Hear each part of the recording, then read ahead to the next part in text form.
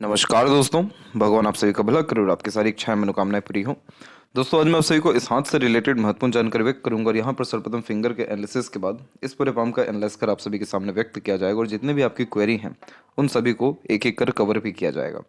तो सबसे पहले देख सकते हैं कि फिंगर के लेंथ पाम के कंपेरिजन में शॉर्ट है, जो एक फास्ट डिसीजन मेकिंग हैबिट को, इमीडिएट वर्क करने के टेंडेंसी को और क्विकली एक्शन लेना, रिस्पॉन्ड करना, किसी थॉट पर तुरंत रिस्पॉन्स करने जैसी आदत के साथ साथ बहुत चुस्ती, स्फूर्ति या उत्साहित होकर काम करने की आदत को दर्शाता है। तो शॉर्ट फिंगर आपको हमेशा एनर्जेटिक बनाए रखेगा, लाइफ में आगे बढ़ने की चेष्टाएं देते रहेगा, विल पावर स्ट्रांग रखेगा, लेकिन पेशेंस की बहुत ज़्यादा कमी रखेगा। तो अगर जीवन में कुछ बड़ा करना है, बड़ा चाहिए, तो निरंतर कर्म करने के साथ साथ आपको थोड़ा धैर्य रखने की सख्त आवश्यकता है।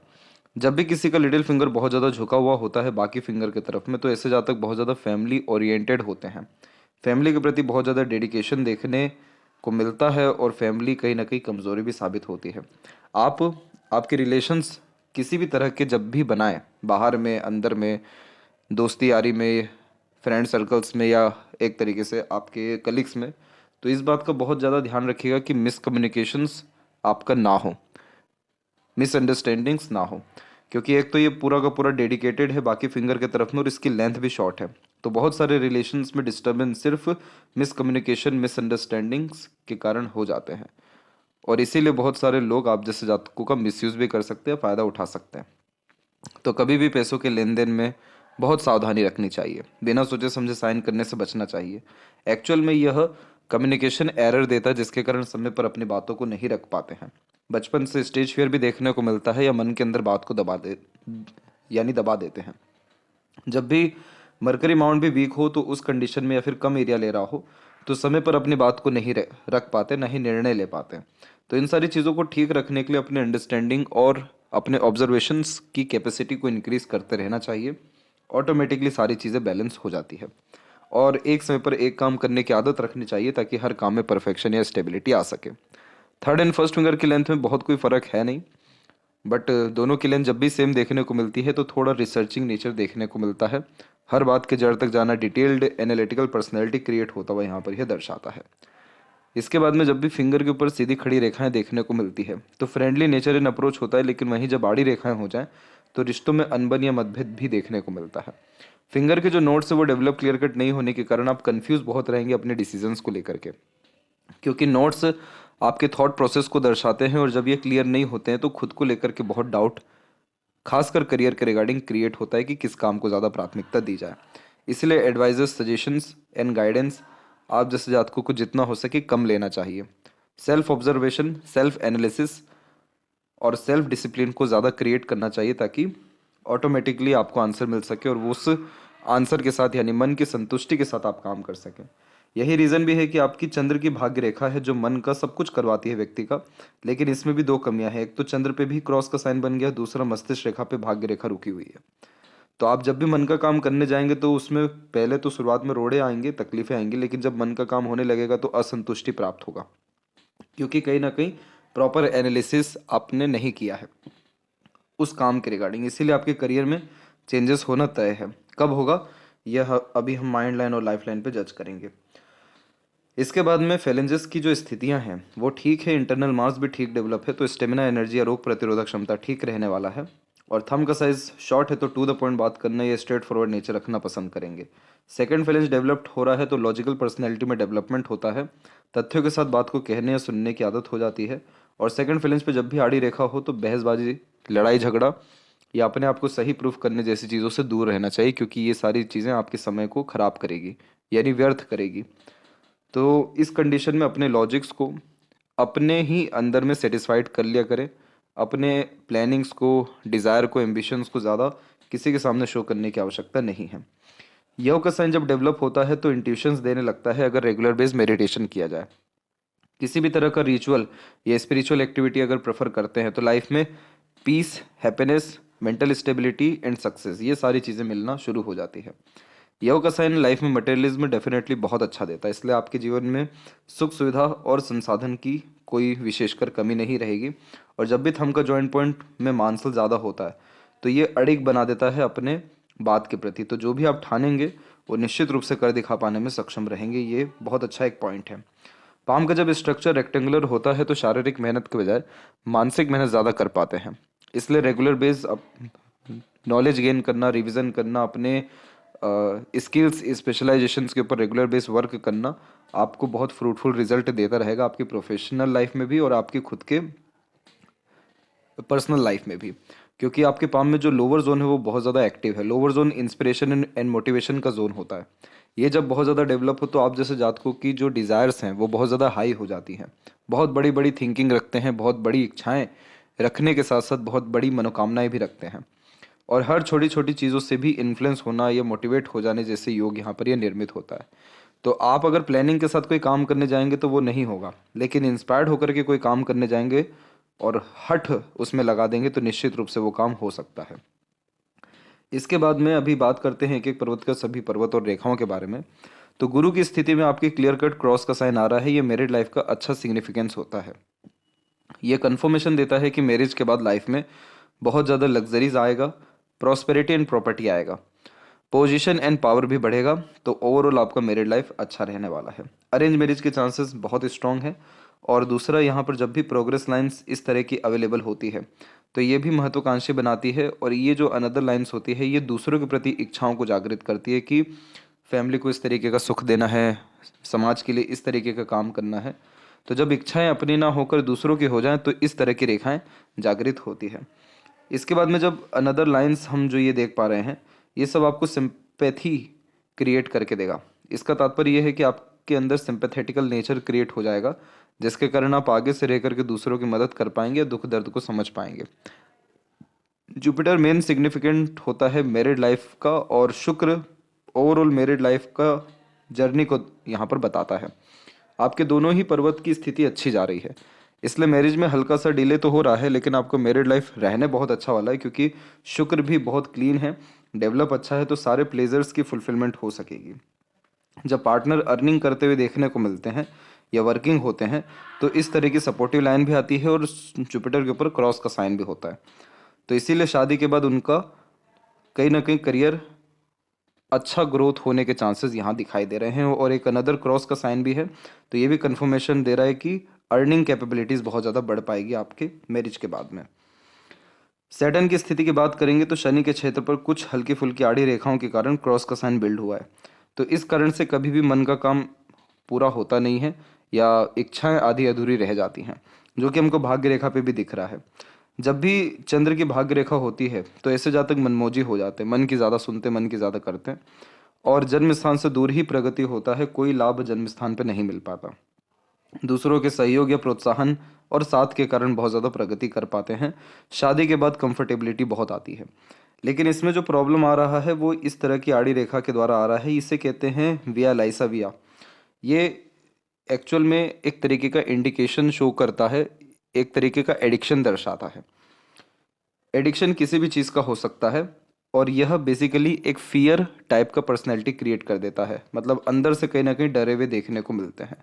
अब ये रेखा अगर इंडिपेंडेंट होती, लक लाइन को नहीं काटती, तो फिर ऐसा कोई बड़ा दिक्कत नहीं आता, लेकिन लक लाइन को काट के गई है तो unnecessarily doubts, fear, tension, worries, anxieties या फिर रेस्टलेसनेस, ये सारी चीज़ें नॉर्मली देखने को मिल जाती है। चंद्र का उपाय करना बहुत ज़रूरी है क्योंकि आपका मन स्थिर नहीं है, और जब मन स्थिर नहीं होता है, मन विचलित होता है, तो बहुत ज़्यादा कन्फ्यूजन्स लाइफ में क्रिएट होता है। मन का काम हो तो भी दिक्कत, मन का काम ना हो तो भी दिक्कत। अब यही भाग्य रेखा है और ये मस्तिष्क रेखा के पास में आकर के एकदम धुंधली पड़ रही है। मस्तिष्क रेखा हमारी बुद्धि है, सोचने समझने की क्षमता है, विवेक है, ज्ञान है। और जब यहाँ भाग्य रेखा रुकती है तो जब कोई भी मन की इच्छा पूरी होना शुरू होती है या कोई जर्नी शुरू होती है, तब बहुत ज़्यादा बुद्धि लगाना शुरू कर देते हैं कि ये सही है या गलत है, जो जीवन चल रहा है वो ठीक चल रहा है कि नहीं चल रहा है, एक्चुअल में यही चाहिए था कि कुछ और चाहिए था। बस ये बहुत सारी चीज़ें सोचने के कारण और दूसरों के द्वारा इन्फ्लुएंस होने के कारण या दूसरों के बातों के अनुसार निर्णय लेने के कारण आप अपने काम में परिवर्तन करेंगे। और फिर यहाँ से जो भाग्य रेखा दूसरी जागृत हो रही है, ये सीधे शनि तक पहुंची है, तो आपकी लाइफ का सेकंड हाफ बहुत अच्छा रहने वाला है। यानी मान के चलिए कि 35 के बाद का समय आपके जीवन में सिर्फ प्रगति लेकर के आने वाला है। अब यहाँ जो जॉब चेंजेस के जो चांसेस हैं, तो अगर माइंड लाइन के अकॉर्डिंगली देखा जाए तो अभी माइंड लाइन में ये है कि आपके एक तरीके से डबल लाइन का फॉर्मेशन चल रहा है, आइलैंड नहीं बना है, बहुत अच्छी बात है। आइलैंड बनता तो डिप्रेशन दे देता, पर यहाँ पर जब इस तरीके की डबल लाइन चलती है तो एक समय पर एक से ज़्यादा काम करने का मन होता है। बार बार जो निर्णय है उसमें बदलाव देखने को मिलता है। सुबह जो चीज़ नहीं चाहिए शाम को वो चीज़ चाहिए, सुबह जो चीज़ खराब लग रही है शाम को वो चीज़ ठीक भी लग रही है। तो एक्चुअल में डिसीजंस प्रोमिनेंटली आ नहीं पाता है कि करना क्या है। मिड वे कहीं ना कहीं ज़्यादा यूज़ करते हैं, ना कि हाईवे या माई वे।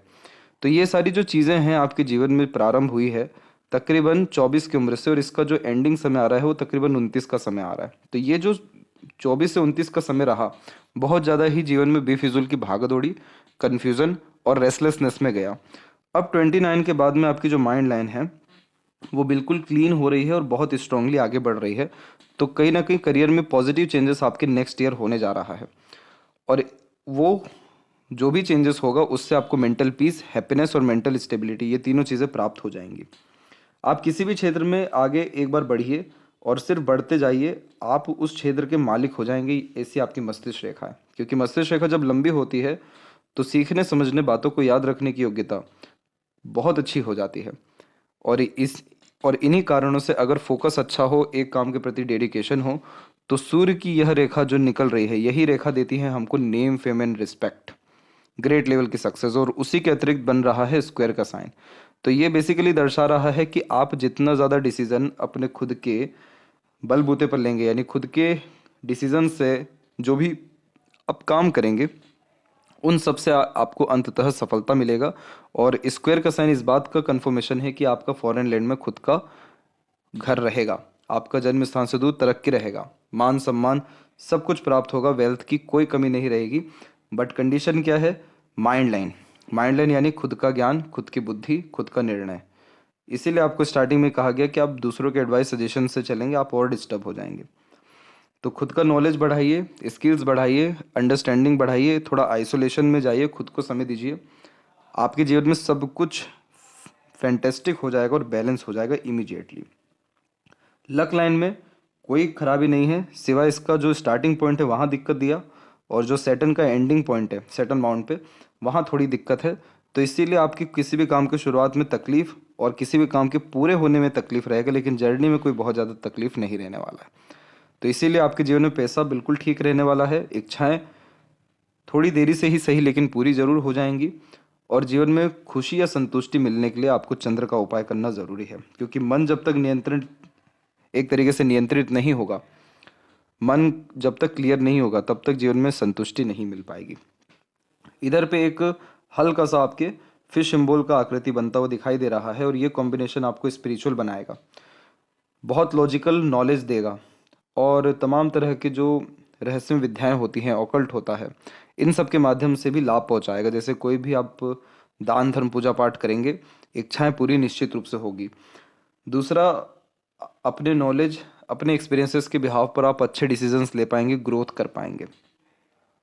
इसके बाद में जीवन में जितनी ज़्यादा हो सके ईमानदारी रखिए। झूठ, फरेबी, दिखावटीपन, धोखेबाजी, छल कपट, इन सारी चीज़ों से मुक्त हो जाइए। इन सारी चीज़ों से जैसे ही मुक्त होंगे तो शनि की कृपा बरसेगी आपके ऊपर, और शनि की कृपा के अतिरिक्त बहुत ज़्यादा पैसा आता है।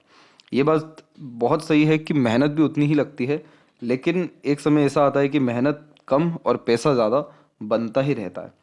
तो बस आपको इस बात का ध्यान रखना है कि जो लेबर वर्ग के लोग होते हैं, जो बहुत ज़्यादा मेहनती होते हैं, मजदूर होते हैं, छोटे वर्ग के, आपसे जो भी छोटे वर्ग के लोग हों, उन सबकी देख रेख आप अच्छे करिएगा, सम्मान करिएगा, और छल कपट जैसी चीज़ों से दूर रहिएगा। सब कुछ ईश्वर आपको खुद ला करके दे देंगे, उसकी कोई चिंता नहीं रहेगी।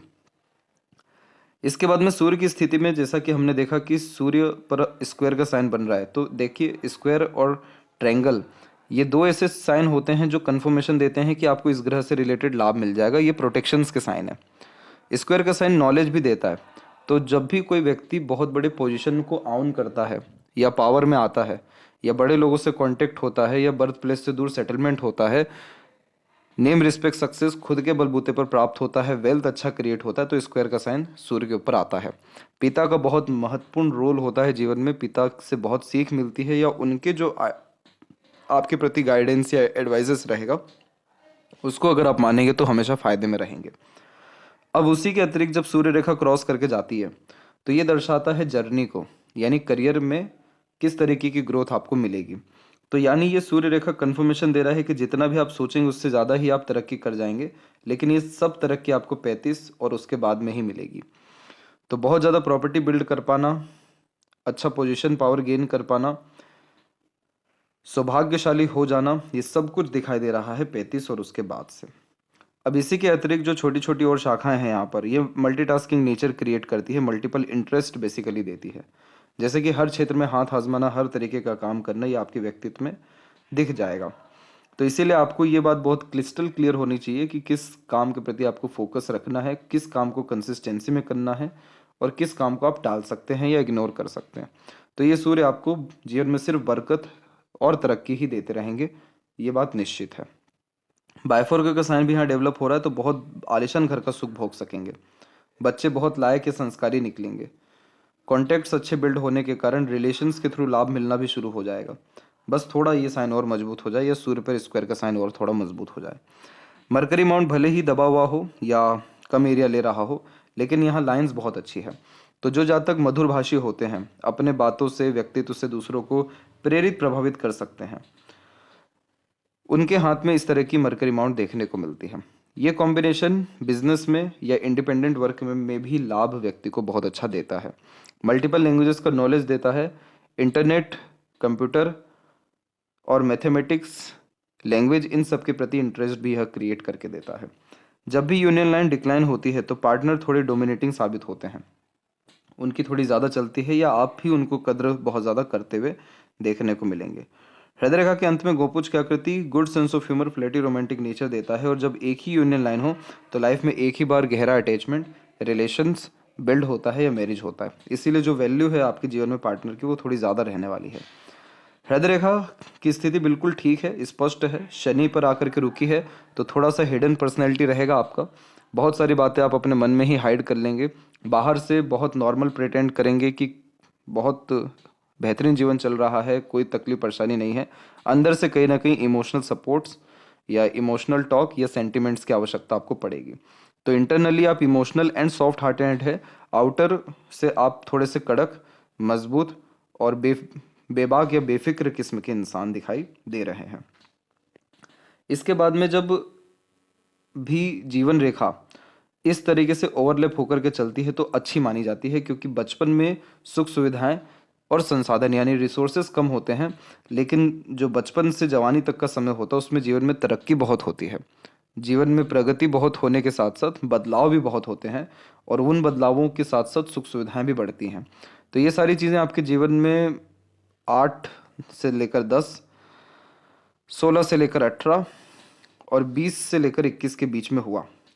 अब ये सारी चीज़ों में जो एक तरीके से तकलीफ रही वो मस्तिष्क रेखा में रही, क्योंकि मस्तिष्क रेखा क्लीन नहीं रही, तो एजुकेशन कहीं ना कहीं प्रॉपरली गेन नहीं कर पाए, या फिर जो फोकस है, लर्निंग है, उसमें डिस्टर्बेंस रहा।